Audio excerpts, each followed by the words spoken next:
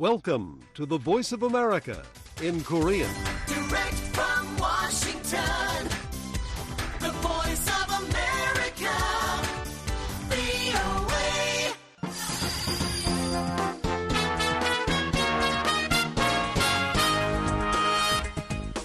여러분 안녕하십니까? 여기는 미국의 수도 워싱턴에서 보내드리는 VOA 방송입니다. 지금부터 VOA 저녁 방송을 시작하겠습니다.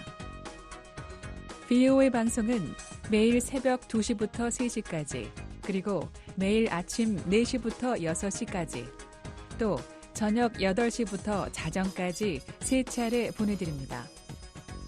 VOA 방송은 객관적이고 공정하며 포괄적인 한반도와 미국 그리고 세계 소식과 함께 각종 정보와 교양, 오락 등 다양한 프로그램을 전해드리고 있습니다.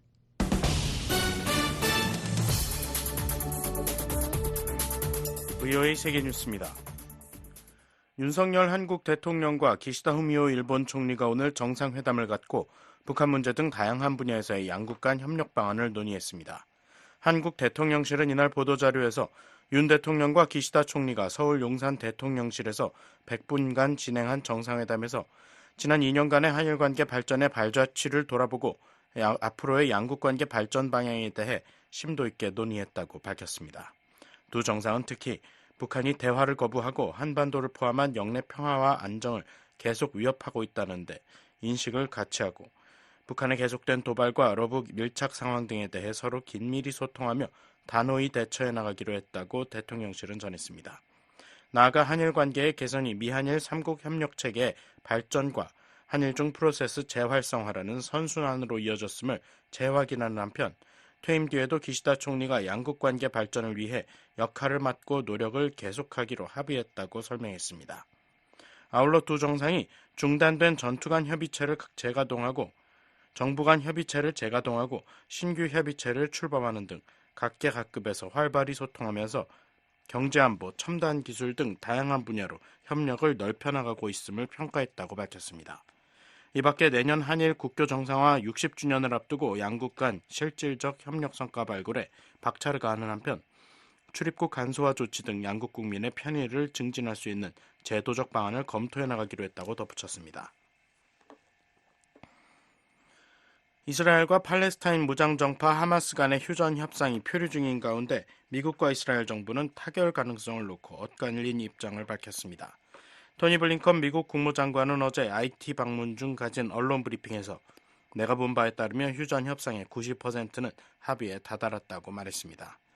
이어 하지만 몇 가지 중요한 쟁점들이 남아있다면서 이집트와의 접경 지역인 가자 남부 필라델피아 해랑에서의 이스라엘군 철수 문제와 하마스 억류인질과 이스라엘 내 팔레스타인인 수감자 맞교환 방식 등에 대한 합의를 꼽았습니다. 블링컨 장관은 중재국 카타르와 이집트를 통해 남은 쟁점을 해결하기 위한 생각들을 하마스와 공유할 것이라고 설명했습니다. 그러나 베냐민 네타냐후 이스라엘 총리는 블링컨 장관의 이 같은 설명은 명백히 부정확하다며 일축했습니다. 네타냐후 총리는 이날 미 폭스뉴스와의 인터뷰에서 진행되고 있는 협상은 없다면서 불행히도 타결에 가깝지도 않다고 말했습니다. 네타냐후 총리의 이 같은 발언은 지난 몇 달간 조 바이든 미 행정부의 희망적인 메시지와는 극명한 대조를 이루는 것이라고 미 CNN 방송은 분석했습니다. 러시아군이 밤사이 드론과 미사일을 동원한 공격을 또다시 감행했다고 우크라이나 당국이 오늘 밝혔습니다. 현지 주지사들에 따르면 북동부 하르키우에서는 이날 아침 리우보틴 마을에 러시아군의 미사일 공격이 가해져 3명이 부상하고 주택들이 파손됐습니다. 동부 드니프로에서도 2명이 부상하고 12채 넘는 주택이 파손됐으며 송전선과 가스관 등 지역 기반 시설 등도 영향을 받았습니다. 또한 르비오에서도 드론 공격으로 인한 피해가 보고됐습니다. 우크라이나 공군은 밤사이 러시아군 드론 44기 중 27기를 요격했다고 밝혔습니다. 이런 가운데 우크라이나군 총사령관은 지난달 초 감행했던 러시아 남서부 쿠르스크 일대에 대한 침공이 효과가 있었다고 주장했습니다. 올렉산드르 시르스키 총사령관은 어제 언론 인터뷰에서 블라디미르 푸틴 러시아 대통령의 최근 주장을 일축하면서 북부전선에서의 쿠르스크 침공으로 군뿐 아니라 우크라이나 국민 전체의 사기가 크게 높아졌다고 말했습니다. 앞서 푸틴 대통령은 우크라이나군의 쿠르스크 침공은 우크라이나 동부에서 러시아군의 진격을 늦추려는 의도였지만 이는 실패했다고 주장했습니다. 시르스키 총사령관은 동부전선 포크로우스크 전역이 여전히 가장 힘든 지역이지만 지난 6일 동안 적은 포크로우스크 방향으로 단 1m도 전진하지 못했다며 동부전선에서 러시아군의 포격과 공세가 줄고 있다고 말했습니다. 한편 존 파이너 미국 백악관 국가안보 수석 부보좌관은 지난 4일부터 이틀간 우크라이나를 방문해 우크라이나에 대한 지원 계획 등을 조율했다고 백악관이 어제 밝혔습니다. 파이너 부보좌관은 볼로디미르 젤렌스키 대통령과도 면담하고 우크라이나의 대러 군사 전략과 군사, 에너지, 경제 등에 대한 지원 방안을 논의했습니다. VOA 세계뉴스 김시영입니다.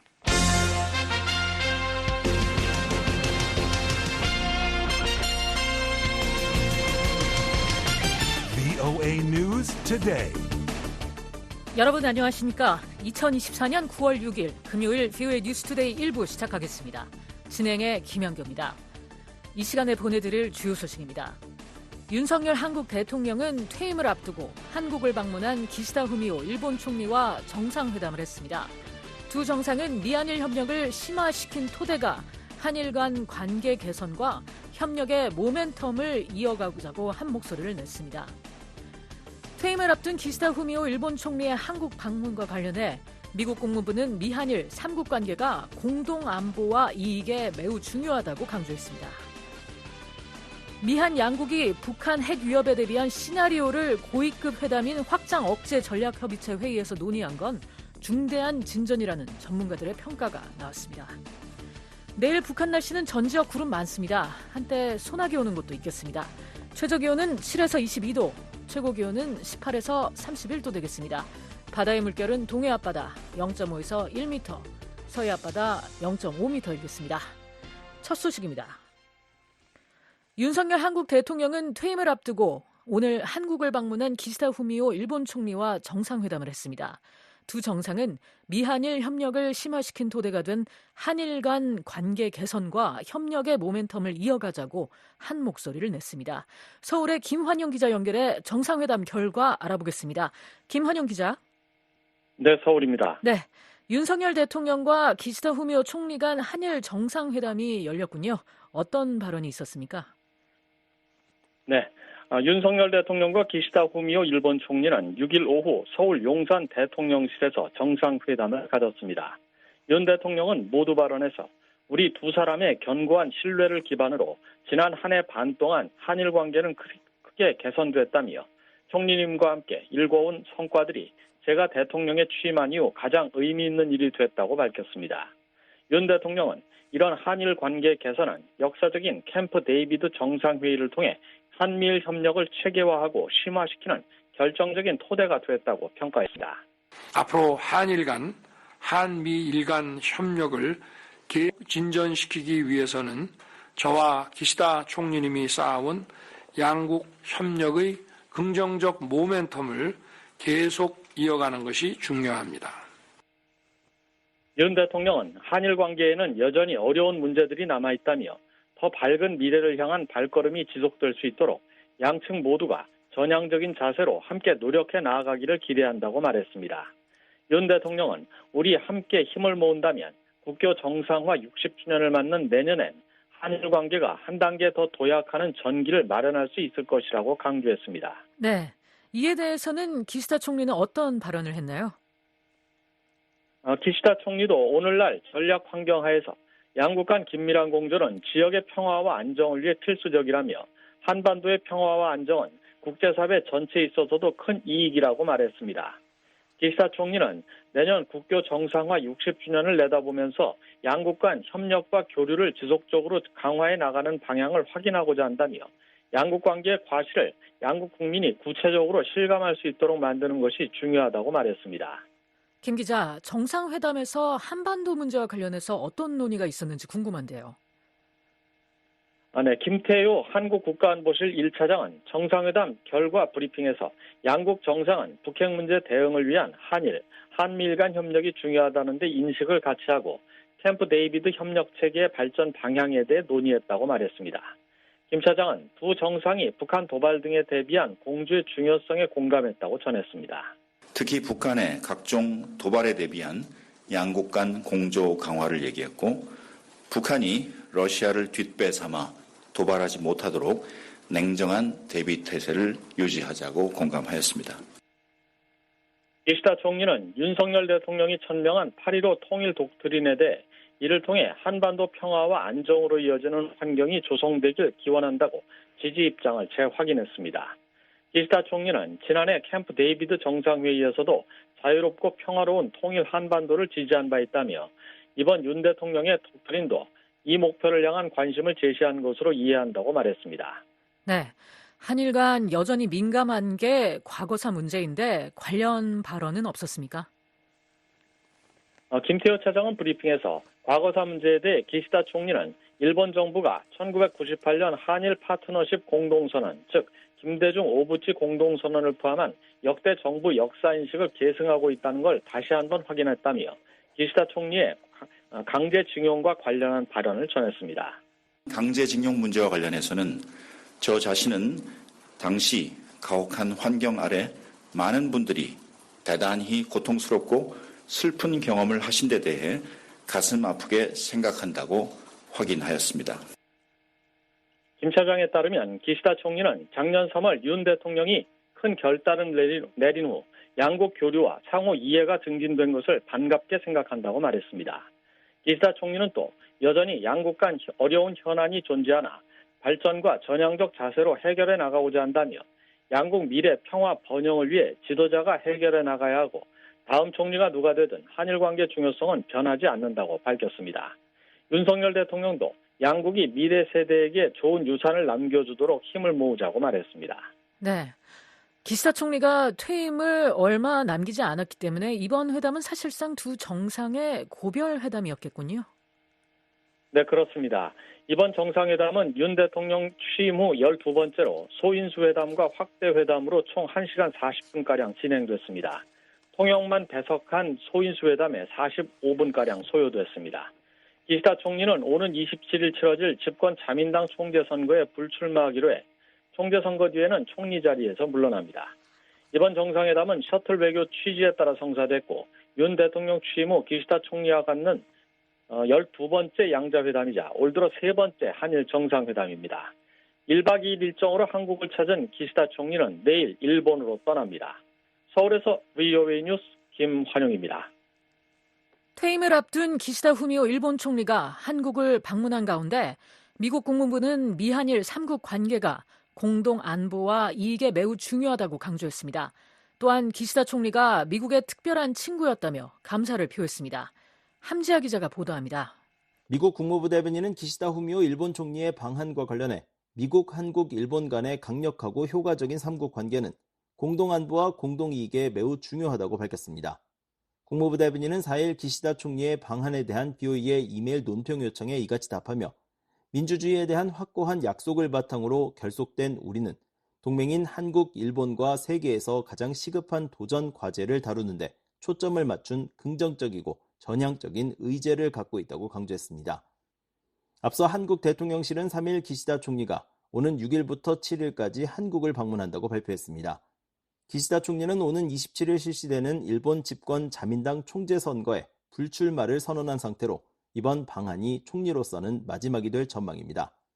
국무부 대변인은 기시다 총리는 미국의 특별한 친구였다며 우리는 그의 굳건한 파트너십과 비전 있는 리더십에 깊이 감사한다고 말했습니다. 이어 그의 리더십 아래 일본과 미국은 미일 동맹을 더 높은 차원으로 격상시키고 양국의 공동 가치와 이익을 증진하기 위해 어깨를 나란히 하는 진정한 글로벌 파트너십으로 발전시켰다고 밝혔습니다.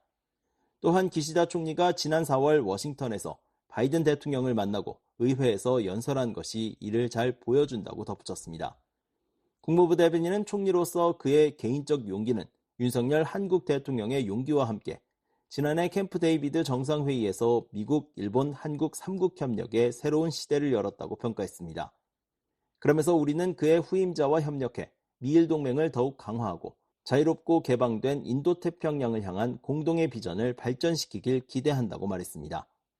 앞서 미국의 전문가들은 기시다 총리의 퇴진 이후에도 미한일 공조가 유지될 것으로 전망했습니다. 에반스 리비어 전 국무부 동아태 담당 수석 부차관보는 최근 BOA에 미한일 모두 그 어느 때보다 훌륭한 협력을 구축하기 위해 상당한 정치적 자본을 투자해왔다며 특히 현재 동아시아의 안보 정세가 이러한 협력을 견인한다고 분석했습니다. 다만 데니얼 스나이더 스탠퍼드 대학 동아시아학 교수는 한일 관계가 여전히 여러 측면에서 상당히 취약하다며 전략적 협력보다는 전시와 과거사 문제 등이 여전히 민감한 쟁점으로 남아있다고 지적했습니다. 스나이더 교수는 차기 일본 총리가 누가 되든 역사 문제와 역사적 정의에 대한 인식과 감수성을 갖는 것이 중요하다고 조언했습니다. BOE 뉴스 함지아입니다. 미한 양국이 북한 핵 위협에 대비한 시나리오를 처음으로 고위급에서 논의한 건 중대한 진전이라는 평가가 나왔습니다. 전문가들은 이런 논의를 통해 한국 내 핵 무장론을 억제하고 동맹의 강력한 억지력을 한국 국민에게 확실히 알릴 필요가 있다고 강조했습니다. 전문가들의 분석을 조은정 기자가 들어봤습니다. 로버트 피터스 헤리티지 재단 핵 억제 및 미사일 방어 연구원은 5일 VOA와 영상 인터뷰에서 제5차 확장 억제 전략협의체 EDSCG 회의에서 미한 양국이 북한 핵 공격에 대한 시나리오 기반 논의를 한 것을 큰 성과로 꼽았습니다. It seemed that they had a scenario-based discussion on a potential U.S. South Korea response. 피터스 연구원은 이러한 논의가 차관급에서 처음으로 진행된 점을 주목하며 이는 북한의 고조된 핵 위협에 대한 양국의 엄중한 대응을 반영한다고 평가했습니다. 4일 워싱턴 DC 국무부 청사에서 열린 EDSCG 회의에는 미국 측에서 보니 젠킨스 차관과 카라 아베크롬비 국방부 정책부차관 대행이, 한국 측에서는 김홍균 외교부 1차관과 조창래 국방 정책실장이 참석했습니다. 조창래 국방부 정책실장은 이번 회의에서 이전보다 더 다양한 주제가 다뤄졌다고 평가하며 최초로 북핵 위협 상황을 가정한 시나리오 기반의 토의를 실시함으로써 실제 적용할 수 있는 다양한 방안을 모색하는 시간을 가졌다고 밝혔습니다. 워싱턴의 민간 연구단체인 군비통제 비확산센터의 존 에라스 선임정책국장도 5일 VOA와 통화에서 미한 양국이 최초로 북핵 위협 상황의 시나리오를 기반으로 억제와 대응 방안을 논의한 것이 진전이라고 평가했습니다. 특히 북한의 점점 더 강력해지는 핵 위협과 수사적 공격이 이러한 논의를 이끈 배경이라고 설명했습니다. I think that we're seeing more and more nuclear threats and extreme rhetoric coming from the north.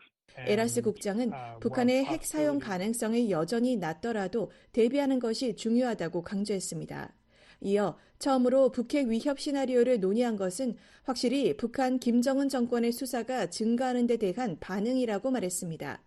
한미연합사령부 작전참모를 지낸 데이비드 맥스웰 아태전략센터 부대표도 BOA와 영상 인터뷰에서 이번 회의에서 시나리오 기반 대응 논의가 중점적으로 다뤄졌다는 점을 강조했습니다. I think there's a recognition that, of course, the North Korean threat is it's something that cannot be. 맥스웰 부대표는 북한의 위협은 매우 실질적이며 결코 덮어둘 수 없는 문제라는 인식이 있는 것 같다고 말했습니다. 이어 북한이 불량 핵 국가라는 현실을 인정해야 하며 모든 당사자는 북한의 잠재적 행동에 대비할 준비가 필요하다고 판단한 것이라고 덧붙였습니다. 미국의 민간단체인 미국과학자연맹 FAS의 애덤 마운트 선임연구원은 미한 동맹이 이제서야 북한의 핵 위협 시나리오를 논의하기 시작한 것은 늦은 감이 있다고 지적하면서도 이번 회의를 매우 중요한 진전으로 평가했습니다. Well, it's a long overdue step that the alliance is finally now simulating North Korean nuclear use. 그러면서 이 단계에 도달하는 데 너무 오랜 시간이 걸렸지만 확장 억제 전략협의체의 일반 국방관리들과 핵협의그룹 NCG의 비상계획 입안자들과 핵무기 전문가들 모두가 다양한 종류의 핵 위협에 대해 동맹이 어떻게 대응할 것인지에 대한 세부 사항을 실제로 작업하는 것은 정말 중요한 단계라고 말했습니다. 마운트 연구원은 이러한 논의가 지속되면서 동맹이 다양한 위협에 대응하는 역량을 키울 수 있을 것이라고 덧붙였습니다. 마운트 연구원은 이번 회의에서 다시 제기된 정권 종말 경고에 대해 우려를 표했습니다. 미한 동맹이 북한에 비해 핵과 재래식 우위를 가지고 있지만 북한을 종식시키는 과정에서 북한이 나머지 핵무기를 사용하지 않을 것이라고 확신할 방법이 없다는 이유를 들었습니다. That having been said, there's really no way to be confident that we can end the North Korean regime without North Korea 마운트 연구원은 따라서 그러한 결정을 내리는 것은 양국 대통령이 내린 가장 중대한 결정 중 하나가 될 것이라며 중국을 분쟁에 끌어들일 위험을 높이고 일본과 다른 미국의 영내 파트너들에게도 파급 효과가 있을 것이라고 내다봤습니다. 국방부 국방정책위원회 위원을 겸하는 마이클 오헨런 브루킹스 연구소 선임 연구원도 정권 종식 선언은 미국 정책의 실수라면서 이런 선언이 북한의 극단적인 대응을 촉발할 수 있다고 경고했습니다. If they detonated a nuclear weapon, they should be severely punished. But ending that regime implies that Kim Jong-un no longer has any 오헨런 reason for 연구원은 restraint. 만약 북한이 핵무기를 사용한다면 그들은 엄중한 처벌을 받아야 한다며 하지만 정권을 종식시킨다는 것은 김정은이 이후의 행동을 자제할 이유가 더 이상 없다는 것을 의미하며 그 과정에서 가능한 한 많은 한국인과 미국인을 죽이려고 할 수 있다고 우려했습니다. 한편 한국에서 계속되는 핵무장 여론에 대해 마운트 연구원은 동맹 간 이러한 상세한 논의를 통해 미한 당국자들이 한국의 정치권과 전문가 집단, 일반 국민들에게 동맹의 강력한 대북 억지 태세를 더 잘 알려야 한다고 말했습니다. In a crisis, when the threat levels rise, there's no chance the United States would turn tail and go home. In fact, 마운트 연구원은 위협 수준이 높아지는 위기 상황에서 미국이 꼬리를 내리고 돌아갈 가능성은 없다며 오히려 위협이 커질수록 미국의 공약은 더 강화될 것이라고 말했습니다.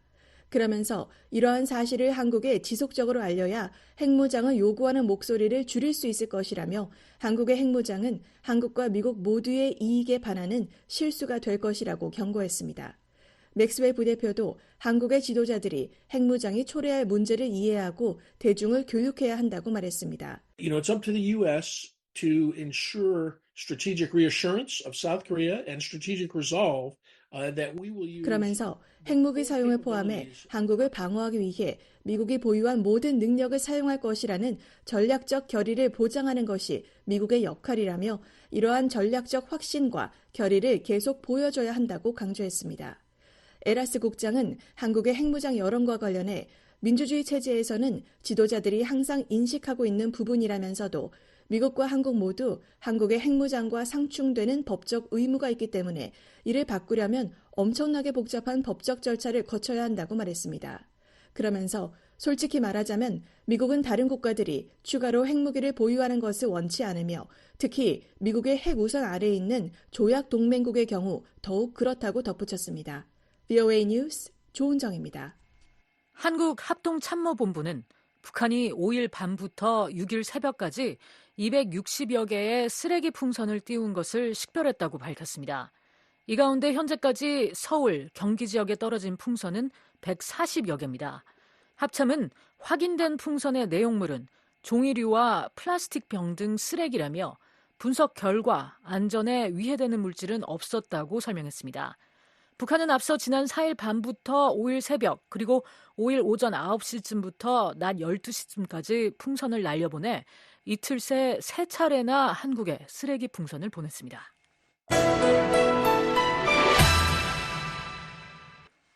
최근 북한이 수해 책임을 물어 여러 간부를 처형했다는 소식과 관련해 미국 정부가 심각한 우려를 표명했습니다.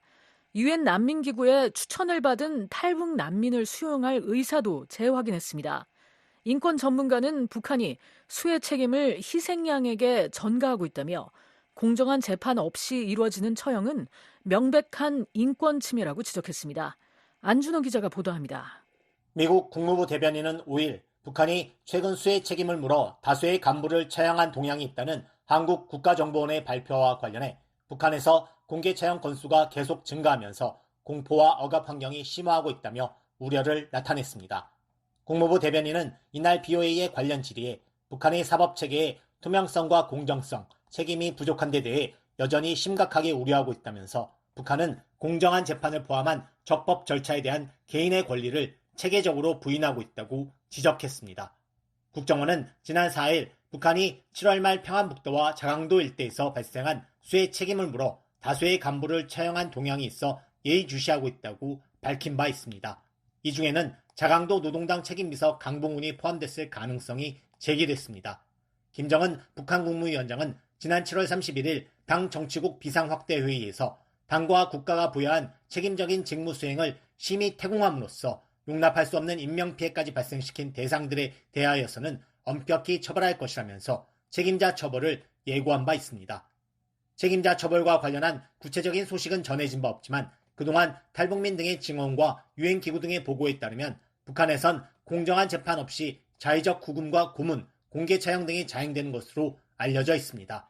국무부 대변인은 또 지난 한 해 동안 엘리트층의 탈북이 늘고 있지만 북한법은 탈북과 탈북 시도를 범죄로 규정하고 있고 특히 정부 관리들에게는 더욱 엄격하다면서 탈북민의 가족도 이런 처벌을 받을 수 있다고 지적했습니다. 그러면서 탈북민들이 다른 나라에 도착하면 해당 국가가 이들을 보호하고 고통을 완화하며 인간의 존엄성을 유지할 수 있도록 하는 동시에 꼭 필요한 지원을 제공할 것을 권고했습니다. 국무부 대변인은 미국의 탈북 난민 수용 의사를 거듭 확인했습니다. 대변인은 우리는 유엔 난민 기구의 추천을 통해 탈북민을 미국의 난민 프로그램에 받아들일 의향이 있다고 밝혔습니다. 이어 우리는 국제사회와 지속적으로 협력해 북한 인권 문제에 대한 인식을 높이고 인권 침해와 학대를 문서화하며 북한의 초국가적 억압에 대응하는 한편 북한으로의 독립적인 정보 유출입을 증가시키기 위해 노력할 것이라고 밝혔습니다. 워싱턴의 북한인권단체인 북한인권위원회 HRNK의 그레그 스칼라튜 사무총장은 이날 BOA와의 전화통화에서 북한 수해 지역 간부 처형과 관련해 북한 김정은 정권은 단순히 희생양을 찾고 있는 것이라고 말했습니다. Just looking for scapegoats for 희생양, that's all. That's how North Korea works. The regime, the supreme leader, never assume. 이어 그것이 북한의 작동 방식이며 정권의 최고 책임자는 결코 책임을 지지 않으며 항상 희생양을 찾는다고 비판했습니다. 북한이 심각한 자연재해를 입었고 이는 당 간부들의 책임이 아닌데도 불구하고 북한 주민들의 불만을 달래기 위해 희생양을 찾아 그들을 처형했다는 설명입니다. 스칼라투 사무총장은 또 공정한 재판 절차 없는 북한 고위 관리들의 처형은 명백한 인권 침해라고 지적했습니다. 그는 북한인권위원회는 고위 관리의 처형을 기록해왔다며 고위 관리들은 GPU-4 대공포로 처형됐다고 지적했습니다. The execution of senior officials, we have documented this here at HRNK. Senior officials have been executed. 이어 이는 명백한 인권 침해로 적법 절차도 없었고 제대로 된 재판도 없었다며 이런 처형은 반인도 범죄이자 인권 침해에 해당한다고 강조했습니다. 북한은 앞서 지난 2013년 12월 당시 김정은의 고모부로 정권 2인자였던 장성택을 처형할 때도 고사총을 사용했고 2015년 4월 김정은 앞에서 졸았다는 이유로 현영철 인민무력부장 공개 처형 때도 고사총을 사용한 것으로 알려졌습니다. 다만 아직까지 이번 수해 책임자들이 어떻게 처형됐는지에 대해서는 밝혀진 바가 없습니다. BOA 뉴스 안준호입니다. 북한과 러시아의 무기 거래 루트로 의심받고 있는 라진항에 대량의 컨테이너가 며칠째 적재되고 있습니다. 위성 사진에 따르면 라진항을 드나든 선박들이 1년간 약 14,000개의 컨테이너를 운송한 것으로 추정되며 이는 미국 정부의 16,000개 추산치와 비슷한 수치입니다. 조상진 기자가 보도합니다. 북한 라진항을 촬영한 4일자 위성 사진에서 대량의 컨테이너가 또다시 포착됐습니다. 컨테이너가 발견된 곳은 북한 전용으로 분류된 부두로 이곳은 지난달 30일까지 텅 비어 있었으나 이달 1일부터 컨테이너가 급속히 쌓이기 시작해 4일에는 부두 한 부분을 가득 메운 모습이 확인됐습니다. 길이 약 150m에 이르는 이 컨테이너들은 표준 규격 길이 6m, 폭 2.4m를 기준으로 약 60개가 적재된 것으로 추정되며 다층으로 쌓였을 경우 그 수는 두세 배 더 많을 수 있습니다. 앞서 BOA는 지난달 29일자 위성 사진을 통해 중국 전용으로 분류된 북쪽 부두와 북한, 러시아 전용 부두 중간 지점에서도 각각 140m, 120m 길이의 컨테이너가 다량 적치된 모습을 확인한 바 있습니다. 그런데 이번에는 북한 전용 부두에도 컨테이너가 등장하면서 며칠 사이 라진항의 3개 부두 모두에 대량의 컨테이너가 쌓인 모습이 노출된 것입니다. 또 BOA는 지난달 27일과 28일 이틀에 걸쳐 북러 전용 부두 중간 지점과 북한 전용 부두에 각각 130m 길이의 대형 선박이 입항한 사실을 보도한 바 있으며 이후 이 부두들에 다시 대량의 컨테이너들이 적치된 것도 이목을 끌고 있습니다. 이는 북한과 러시아 간 무기 거래가 활성화된 신호일 가능성이 있어 더욱 주목됩니다. 지난해 10월 백악관은 북한과 러시아가 라진항을 중심으로 무기 거래를 하고 있다는 위성사진 자료를 공개했습니다. 이 사진에는 라진항에 300여 개의 해상 운송 컨테이너가 적재된 모습이 담겼으며 이 컨테이너들은 러시아로 옮겨진 후 우크라이나 전선으로 운송된다고 밝혔습니다. VOA는 지난해 8월 26일부터 대형 선박이 정기적으로 라진항에 입출항하는 모습을 포착해 보도하고 있으며 지금까지 총 20척의 선박이 확인됐습니다. 지난 1년 동안 라진항에서 발견된 선박들은 길이 130에서 150m, 폭 25m의 소형 화물선으로 600 또는 700TEU급으로 분류됩니다. 이는 한 척당 약 600에서 700개의 표준 규격 컨테이너를 적재할 수 있다는 뜻입니다. 이를 토대로 20척의 선박이 운송한 컨테이너 수를 계산하면 최대 14,000개에 이를 것으로 추정되며 이는 미국과 한국 정부가 최근 추산한 북한에서 러시아로 운송된 컨테이너 수치와 비슷합니다. 로버트 캡키 미 국무부 동아시아 태평양 부차관보는 지난 4일 김정은 위원장의 9월 러시아 방문 이후 러시아가 북한으로부터 약 16,500개의 컨테이너 분량의 탄약과 군수품을 받았다고 밝혔습니다. 신원식 한국 국방부 장관도 지난해 7, 8월 이후 북한이 12,000개 이상의 컨테이너를 러시아에 보냈다고 발표한 바 있습니다. 북한과 러시아가 라진항을 통해 실제로 무기를 거래했다면 이는 유엔 안보리 결의 위반입니다. 유엔은 여러 대북 결의를 통해 북한의 무기 수출을 엄격히 금지하고 있지만 북한과 러시아는 이러한 거래 의혹을 부인하고 있습니다.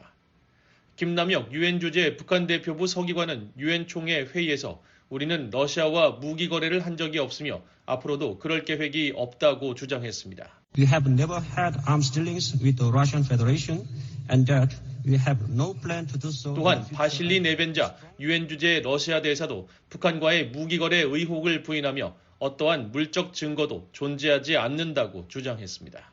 VOA 뉴스 조상진입니다. 지난해 10월 하마스의 기습 공격에 연루된 북한을 상대로 소송을 제기한 미국인 소송인단 규모가 더 커질 전망입니다. 소송이 외부로 알려지면서 더 많은 미국인들이 소송에 참여 의사를 밝히고 있기 때문입니다. 함지아 기자가 보도합니다. 지난해 10월 7일 하마스의 이스라엘 공격으로 피해를 입은 미국인들이 기존의 대북 소송에 추가로 합류할 것으로 예상됩니다. 이스라엘계 미국인인 아이엘렛 아르닌의 유족을 비롯한 피해자들은 하마스의 공격을 북한이 지원했다며 지난 7월 워싱턴 DC 연방법원에 북한을 제소한 바 있습니다. 미국 연방법원 전자기록 시스템에 따르면 소송인단의 변호인은 4일 재판부에 제출한 보고서에서 7월 17일 소장을 제출한 이후 10월 7일 하마스의 테러 공격으로 피해를 본 가족들과 피해자들로부터 연락을 받았다고 전했습니다. 변호인은 이 같은 추가 피해자들을 반영한 수정 소장을 작성 중이며 오는 9월 30일까지 새로운 원고를 포함한 소장을 제출할 계획이라고 밝혔습니다. 당시 소송에 참여한 미국인들은 아르닌을 포함한 희생자 10명의 직계가족, 그리고 공격으로 부상하거나 정신적 충격을 입은 25명의 피해자와 그 가족 등 약 90명입니다. 또한 워싱턴 DC 연방법원에는 하마스 공격의 희생자 유족과 부상자 등 130명이 제기한 또 다른 대북 소송이 계류 중입니다. 새로 참여 의사를 밝힌 미국인들이 소송에 추가되면서 대북 소송인단의 규모는 더욱 커질 것으로 보입니다. 다만 얼마나 많은 미국인들이 추가로 참여할지는 아직 알려지지 않았습니다. 소송인단은 북한이 하마스의 테러 공격에 물질적 지원, 자금, 지시, 안전한 피난처 제공뿐만 아니라 테러 훈련까지 지원했다고 주장하고 있습니다. 특히 지난해 10월 7일 하마스의 공격에 북한제 유탄 발사기 F7이 사용된 사실이 언론 보도를 통해 확인됐다고 소장에 명시했습니다. VOA는 이번 소송이 처음 제기된 직후 유엔 주재 북한 대표부에 입장을 문의했지만 답변을 받지 못했습니다. 미국 연방법은 다른 나라 정부를 상대로 소송을 제기하는 것을 금지하지만 외국 주권 면제법에 따라 북한과 이란, 시리아와 같은 테러 지원국은 예외로 인정됩니다. 북한은 1988년 최초로 테러 지원국으로 지정됐지만 2008년 해제된 바 있으며 2017년 11월 트럼프 행정부에 의해 다시 테러 지원국으로 지정돼 현재까지 그 지위를 유지하고 있습니다. VOA 뉴스 함지아입니다. 뉴욕 맨해튼의 유엔 주재 북한 대표부 앞 도로명을 오토 원비어의 길로 지정하자는 청원이 뉴욕시 주민자치기구의 결정으로 보류됐습니다. 청원을 주도한 북한 인권단체는 도로명 변경을 계속 추진하겠다고 밝혔습니다. 이종훈 기자가 취재했습니다.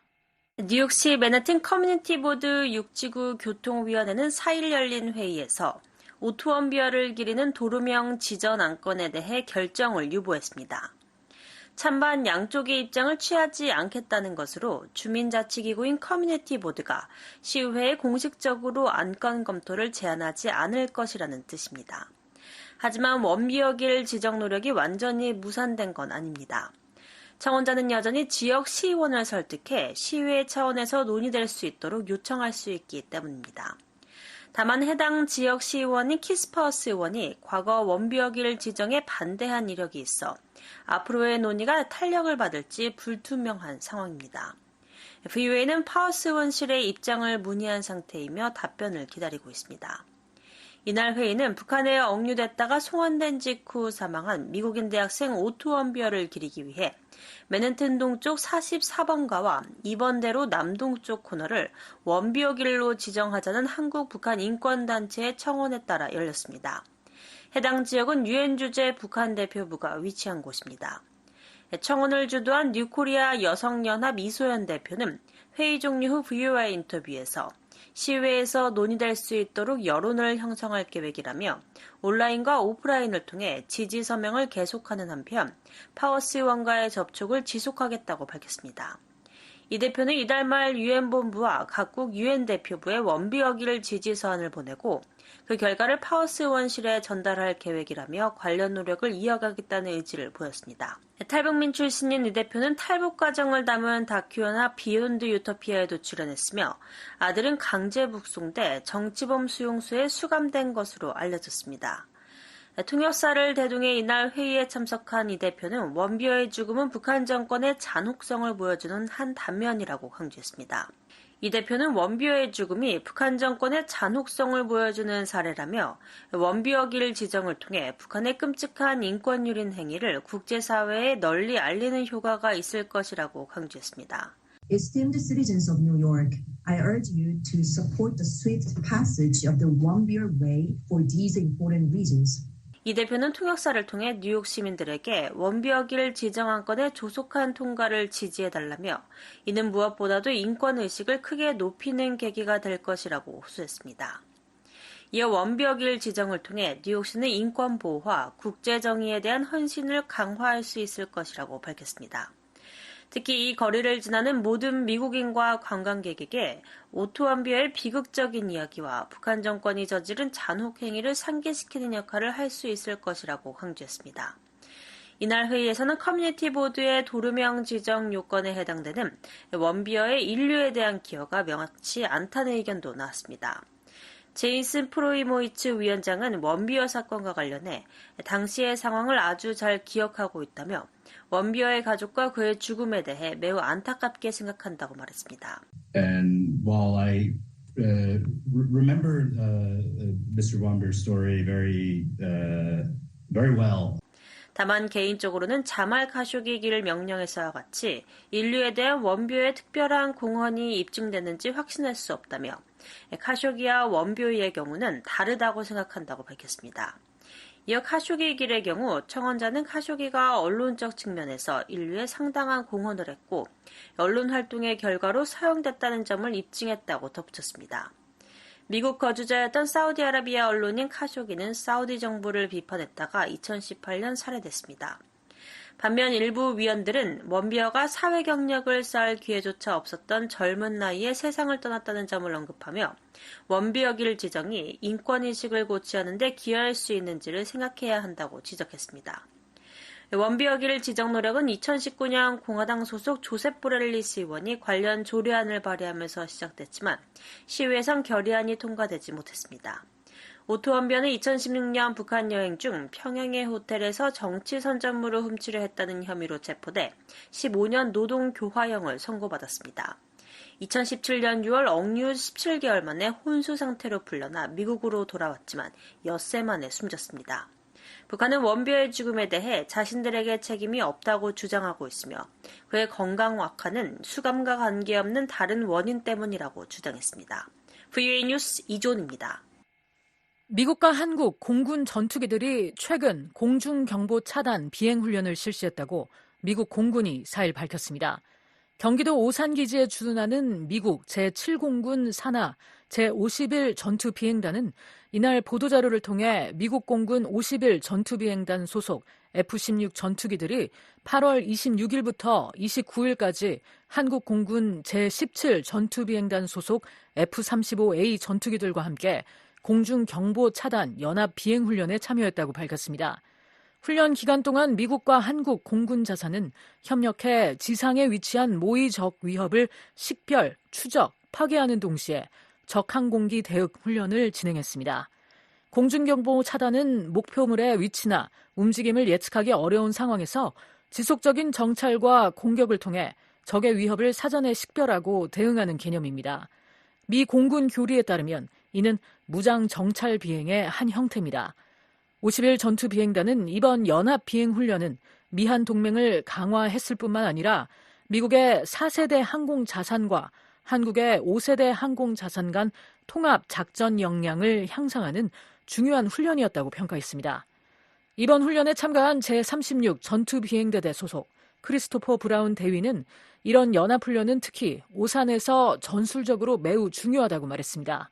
또한 양국 공군이 각각의 비행작전을 어떻게 수행하는지 배우는 것은 향후 연합작전에서 신속한 통합을 가능하게 한다고 덧붙였습니다. 이번 훈련은 지난달 19일부터 29일까지 한반도 일대에서 실시된 미한 연례 연합훈련 을지 프리덤 실드 24 기간에 진행됐습니다. 한편 북한은 5일 국방성 공보실장 명의로 북한 관영 조선중앙통신에 발표한 담화에서 을지 프리덤 실드 24 훈련에 대해 극히 무모하고 위험천만한 군사적 망동이라고 비난했습니다.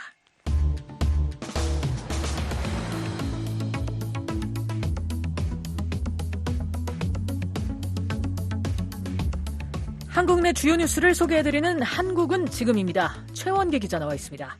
어서 오세요. 안녕하십니까? 네, 오늘은 어떤 소식이 있습니까? 한국 조선업계가 미 해군 함정 정비 수리 사업을 시작했다는 소식 전해드리겠습니다.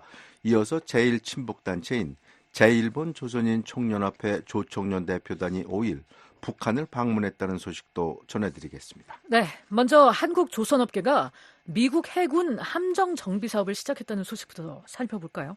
네, 한국 조선업계가 미 해군 함정 정비 수리 사업을 시작했습니다. 최근 한국의 조선기업인 하나오션은 미 해군과 함정 정비 협약을 맺었는데요. 이에 따라 미 해군의 윌리 쉬라함이 창정비를 위해 지난 2일 경상남도 거제도에 있는 사업장에 입항했습니다. 이 함정은 앞으로 석 달간 정비를 받게 되는데요. 한국 조선기업이 미 해군 함정의 유지 정비 보수 사업을 맡은 것은 이번이 처음입니다. 네, 그러니까 미국 해군 함정이 한국 조선소에 들어가 정비와 수리를 받는다는 것인데 이게 처음이란 말씀이시죠? 네, 한국은 전 세계 제1의 조선 강국입니다. 그러나 미국은 군함의 경우 그동안 미국의 조선소에 정비와 수리를 맡겨왔습니다.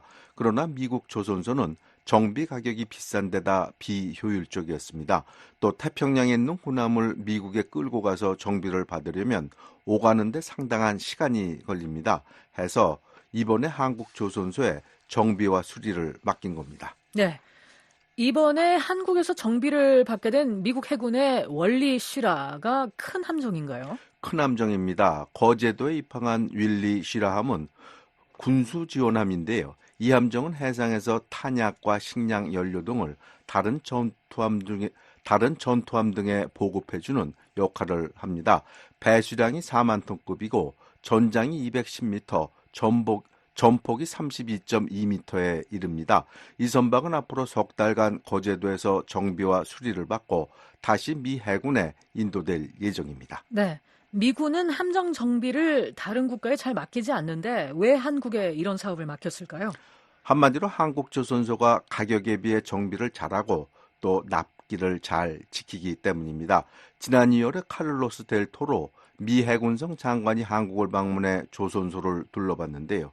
토로 장관은 내가 한국에 갔을 때 우리가 선박 건조 공정의 디지털화 수준과 실시간 모니터링에 어안이 벙벙했다며 한국 조선업계 최고 경영진은 선박이 언제 인도될지 날짜까지 알려줬다고 말했습니다. 그렇군요.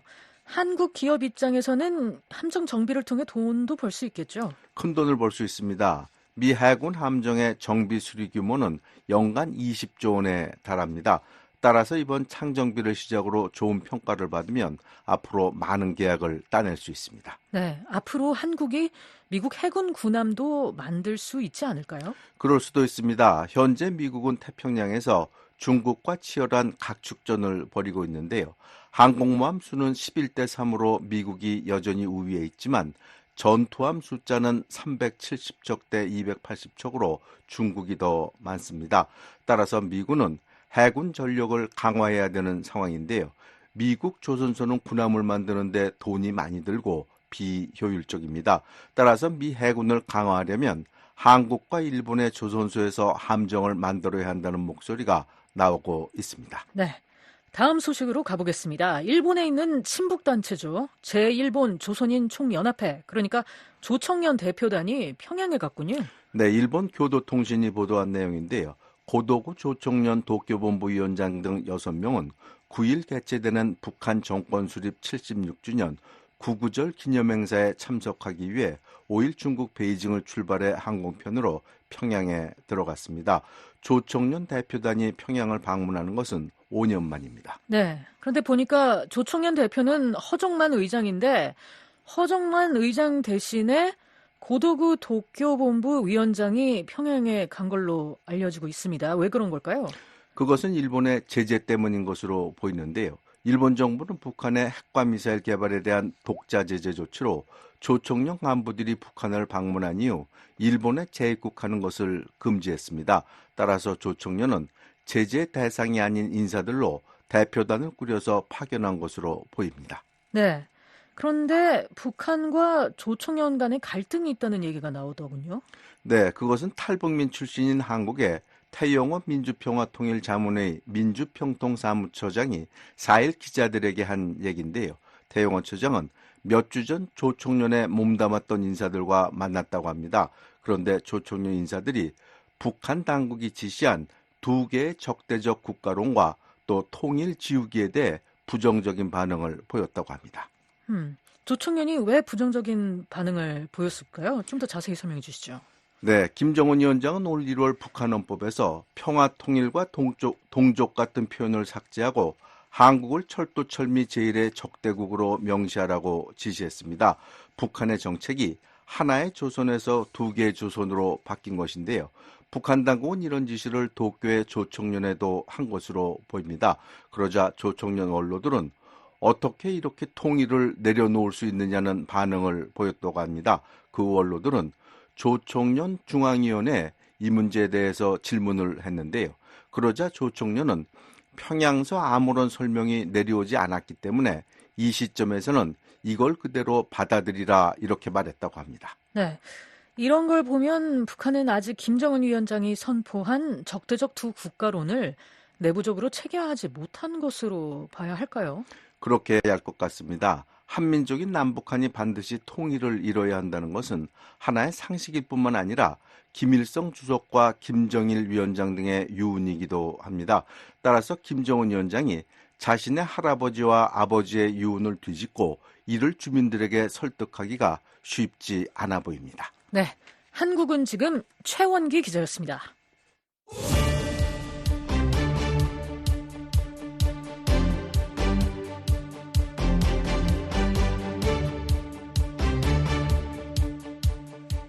최근 미국 미디어에 등장한 주요 한반도 관련 기사들을 간추려드리는 코리아 인더 뉴스입니다. 노시찬 기자와 함께하겠습니다. 안녕하세요. 안녕하세요. 네, 저희가 이미 보도를 해드린 것들도 있는데요. 가장 최근 등장한 한반도 관련 기사들 간단히 살펴볼까요?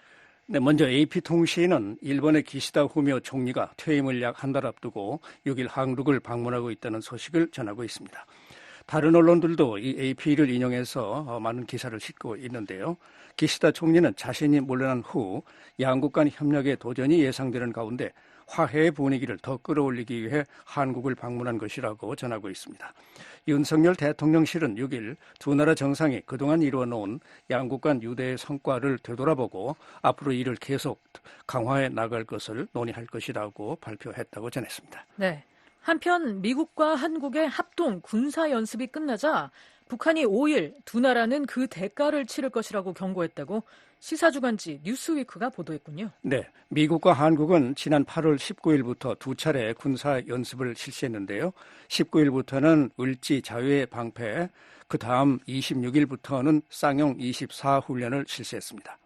둘 다 동맹군의 방어전 역량을 강화시키기 위한 것이라고 뉴스위크는 해석하면서 북한 국방성이 지역 안정을 해치는 미국과 한국의 어떤 움직임도 용납하지 않겠다고 위협했다고 보도했습니다. 북한 국방성은 성명에서 미국과 한국은 도발적인 합동 군사 연습을 연이어 계속하며 한반도의 군사적 긴장을 최고로 고조시키고 있다고 주장했다고 뉴스위크는 전했습니다. 네. 북한이 또 쓰레기 풍선을 남쪽으로 날려보냈다는 소식도 많이 볼 수 있어요. 네. 주간지 뉴스위크, 또 US 뉴스 앤 월드 리포트, 또 여러 통신사 등이 이를 보도하고 있습니다. AP통신은 북한이 또다시 냉전시대 스타일의 심리전으로 쓰레기 풍선을 라이벌인 남한으로 날려보낸 것으로 알려졌다고 당국의 발표를 전하고 있습니다. 한국군 합동참모본부는 목요일인 5일 아침에 풍선들이 발견됐다며 이는 전날 날려보낸 것들이라고 밝혔다고 전했습니다. 북한은 남한의 민간인들이 선전물을 매단 풍선을 날려보낸 데 대한 보복으로 쓰레기 풍선을 보낸 것으로 해석된다며 북한 정권은 권위주의 통치자 김정은에 대한 외부의 비판에 극히 민감하다고 전하고 있습니다. UPI 통신은 휴지와 플라스틱 병을 담은 풍선 약 20개가 서울과 인근 경기도 지역에 떨어졌으며 그 안에서 유해물질은 발견되지 않았다는 합참 대변인의 말도 전하고 있습니다. 시사주간지 뉴스위크는 한국 정부가 서울 지역 주민들에게 경고문을 발표하고 풍선이 발견되면 손을 대지 말고 군이나 경찰에 신고하도록 당부했다고 전했습니다. 미국 언론들은 이 풍선 사건의 시작과 그동안의 과정, 한국 측의 대처 등에 대해서 자세한 이야기들을 미국인들에게 알려주고 있습니다. 네. 그런가 하면 미국의 많은 기업체들이 의도치 않게 수백 개의 저임금 일자리에 북한인들을 고용해서 평양 정권이 자금과 기술에 접근할 수 있는 길을 열어주고 있다. 월스트리트 저널이 보도했네요. 네, 예를 하나 들고 있는데요. 미국의 No.B4라는 사이버 보안업체가 지난 7월에 훈련이 잘 된 지원자 한 명을 채용했습니다. 리모트 IT 잡, 그러니까 사무실에 나오지 않고 외부에 있으면서 컴퓨터로 연결을 해서 일을 하는 기술직입니다.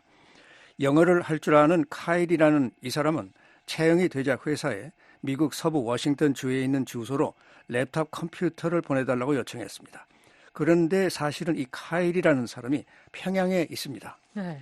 월스트리트 저널은 외화가 부족한 북한 정권이 이미 오래전부터 사이버 첩보원을 밀파해서 지적 재산을 탈취해왔다면서 그러나 이제는 수백 아니면 수천 명의 공작원들을 외국 기관이나 기업체의 초보 단계 정보 기술직의 비대면 직원으로 취업을 시키고 있다는 것입니다.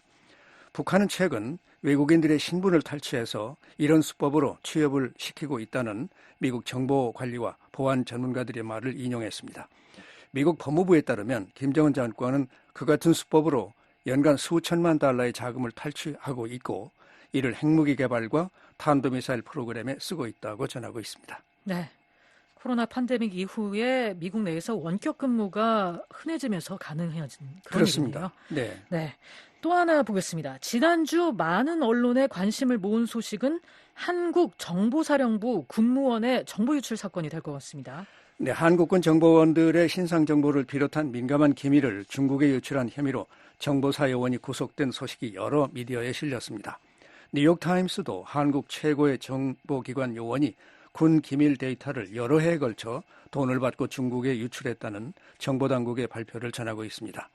뉴욕타임스는 중국과 북한의 위협에 대처하기 위해 한미일 3국이 군사정보 공유를 확대하고 있는 상황에서 이번 사건은 경각심을 불러일으킨다고 지적했습니다.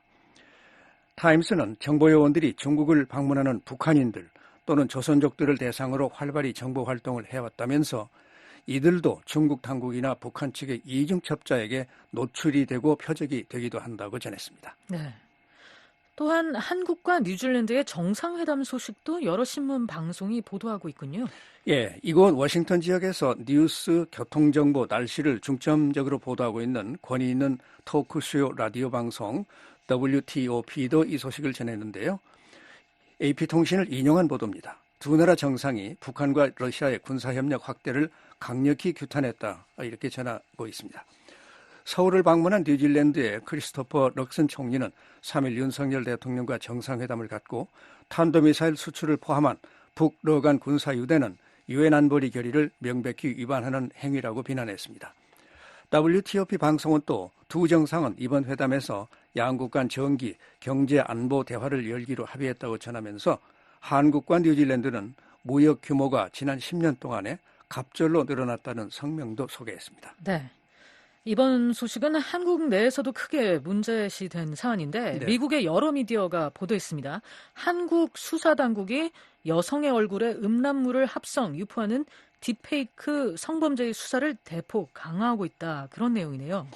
뉴욕타임스 기사를 살펴보겠습니다. 한국 경찰은 온라인상에 유포되는 그 같은 음란물 관련자 7명을 입건했는데 그중에 6명이 10대들이었다고 밝혔습니다.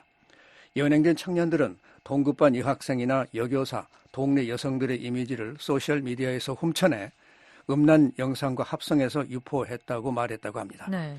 타임스는 그 같은 행위는 한국 여성들을 충격에 빠뜨렸으며 대통령도 지난주 정부 부처에 디지털 성범죄를 근절하라고 지시했다고 보도했습니다. 윤 대통령은 불법 행위자들이 대부분 10대고 이들은 단순히 장난으로 생각을 할 수 있겠지만 이는 익명성이라는 벽 뒤에서 행하는 분명한 범죄 행위라고 못 박았다고 전했습니다. 네. 근래 들어서는 미국 미디어에서 아시아의 인구 문제에 관한 글이나 영상을 심심치 않게 볼 수 있는데요. 시사주간지 뉴스위크의 최근호가 한국의 인구 문제를 자세히 다루고 있습니다. 이 내용도 좀 살펴보죠. 뉴스위크는 미국의 싱크탱크인 아시아 소사이어티 정책연구소가 실시한 분석에서 동아시아 경제 대국들의 인구 판도 변화가 서서히 위기로 다가서고 있다고 보도했습니다. 이 기사에서 특히 한국 상황이 중점 거론되고 있는데요. 한국은 정부가 지난 18년 동안 자녀 양육을 지원하는 데 2천억 달러를 투입했는데도 불구하고 가임 여성의 출산율은 0.72%로 세계 최하위 수준이라고 지적했습니다. 0.85%의 타이완, 1%의 중국, 1.2%의 일본이 그 뒤를 잇고 있습니다. 기존 인구를 유지하려면 출산율은 2.1%가 돼야 되는데 그렇지 못하면 닥치게 될 문제점들이 뭐냐, 이런 점들을 거론하고 있습니다. 네. 우선 노동력의 감소입니다. 앞으로 20년 후면 한국은 노동인구가 150만 명이 되는데 이는 곧 지금의 3분의 1이 줄어든다는 전문가의 분석을 전하고 있습니다.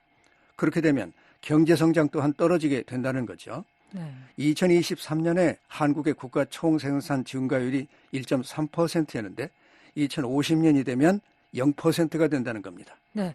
중국, 일본, 한국, 타이완 모두 미국의 10대 교육국들인데 이들 나라의 인구 변동이 곧 미국에도 영향을 줄 수 있다고 했네요. 네, 미국의 미디어다 보니까 이런 것들이 미국에 어떤 영향을 미치는가 하는 것이 또 관심거리겠죠.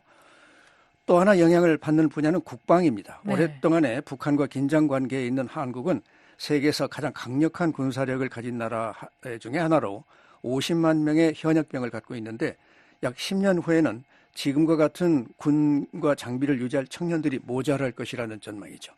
중국으로부터 안보상의 위협을 받고 있는 타이완과 일본도 방위력 증강을 위해서 힘을 쓰고 있지만 쉽지 않을 전망이라는 겁니다. 네, 젊은 층의 출산율 저조 원인은 어떻게 보고 있나요? 경제적 문제, 즉 도시의 주거비와 생활비가 비싸진 것이 주 요인입니다. 한국의 경우 지난 5월 조사에서 13세에서 23세 남녀들 중에 결혼이 필요하다는 응답이 38.5%였는데 이는 2017년보다 12.5%나 줄어든 것이라고 합니다. 또 10명 중에 6명은 결혼을 해도 아이를 갖는 것이 필요하지 않다고 대답을 했다고 합니다. 네, 지금까지 코리아 인 더 뉴스였습니다. 지금까지 VOA 뉴스투데이 1부 보내드렸습니다. 잠시 후에는 VOA 세계뉴스, 뉴스투데이 2부가 방송되겠습니다.